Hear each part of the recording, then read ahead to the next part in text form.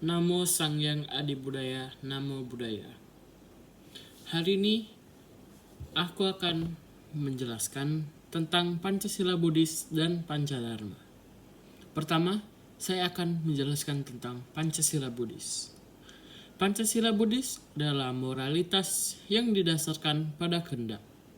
Jika kita dapat melaksanakan Pancasila Buddhis dengan benar, kita akan diberikan kebahagiaan berupa usia panjang, ayu, keindahan, fano, kebahagiaan, suka, dan kekuatan bala. Selain dari itu, sebab terdekat dari Pancasila Buddhis adalah hiri dan otapa. Hiri adalah perasaan malu karena telah melakukan suatu kejahatan. Otapa adalah perasaan takut karena telah melakukan kejahatan. Sekarang kita akan membahas isi Pancasila. Pancasila Buddhis ada 5. Apa saja kelima itu? Ayo kita bahas. Sila pertama Pancasila Buddhis berbunyi Panatipata Weramani Sika Padam Samadhyami,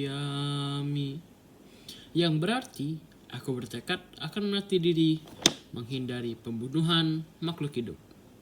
Jadi, kita dapat menerapkan sila ini dengan menghindari melukai makhluk hidup, pembunuhan makhluk hidup, penganiayaan, juga penyiksaan pada makhluk hidup.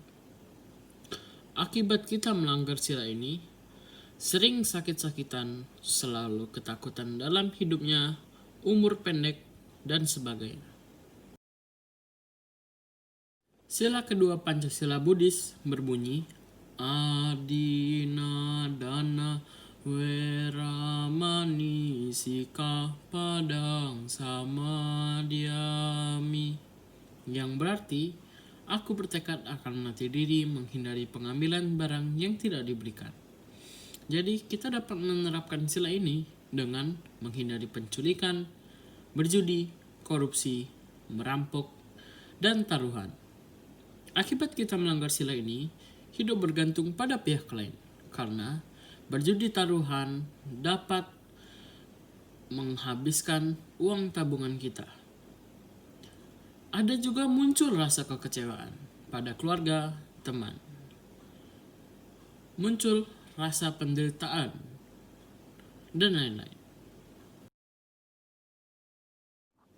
Sila ketiga Pancasila Buddhis berbunyi Kamesu micacara weramani sika padang samadhyami, yang berarti aku bertekad akan mati diri menghindari perbuatan asusila.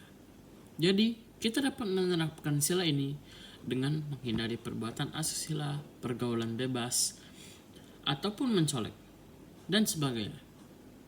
Akibat kita melanggar sila ini, mempunyai banyak musuh, mendapatkan istri atau suami yang tidak diinginkan.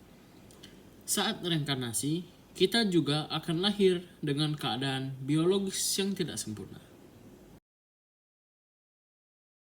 Sila keempat Pancasila Buddhis berbunyi Musawada Weramani Sika Padam Samadhyami, yang berarti aku bertekad akan mati diri menghindari ucapan yang tidak benar. Jadi kita dapat menerapkan sila ini dengan menghindari berbohong ataupun memfitnah orang, tidak berkata kasar, tidak membuat pernyataan palsu atau hoax, dan tidak menggosip orang. Akibat kita melanggar sila ini, menjadi sasaran fitnah orang lain, menjadi bahan caci maki, tidak dipercaya orang, pecahnya persahabatan tanpa sebab, dan lain-lain. Sila kelima Pancasila Buddhis berbunyi Surameraya Majapamadhatana Weramani Sika Pada Samadhyami,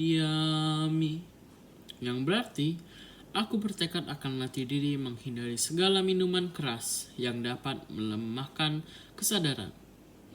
Jadi, kita dapat menerapkan sila ini dengan menghindari menggunakan narkoba, meminum minuman keras, memakan makanan yang dapat melemahkan kesadaran. Akibat kita melanggar sila ini, kecerdasan kita menurun, menjadi bahan yang dibicarakan, memiliki masa depan yang tidak jelas. Kalian bisa membuat suatu tekad. Contohnya, saya akan mengucapkan tekad saya terhadap menerapkan Pancasila Buddhis pada sila pertama. Aku bertekad tidak akan membunuh makhluk hidup, tidak akan menganiaya makhluk hidup, tidak akan menyiksa makhluk hidup, dan tidak akan melukai makhluk hidup. Sekecil apapun makhluk hidup dan sebesar apapun makhluk hidup tersebut.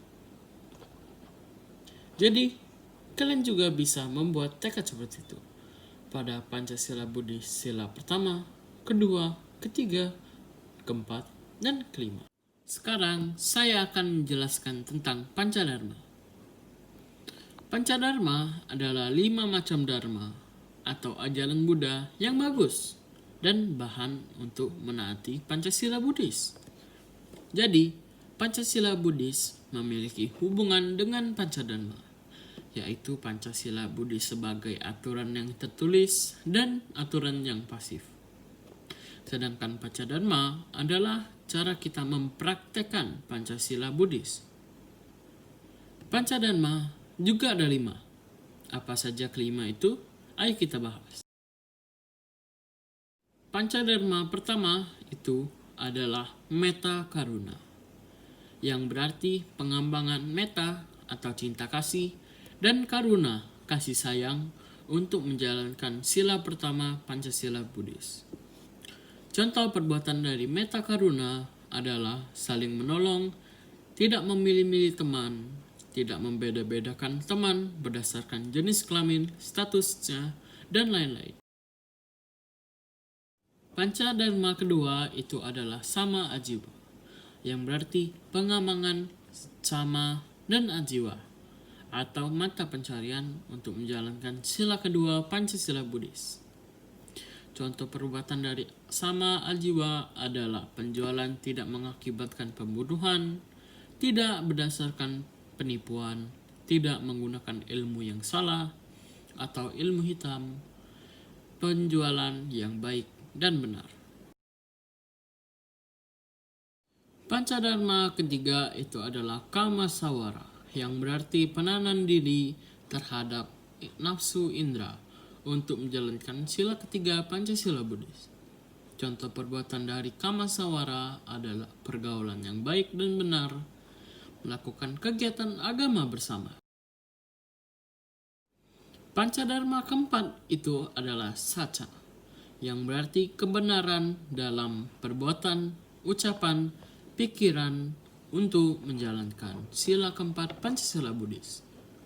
Contoh perbuatan dari saca adalah mengucapkan sesuatu sesuai dengan kebenaran, berpikir yang benar, tidak membuat sesuatu kesalahan, dan lain. Pancadharma kelima itu adalah sati sampajana, yang berarti kesadaran yang benar untuk menjalankan sila kelima Pancasila Buddhis.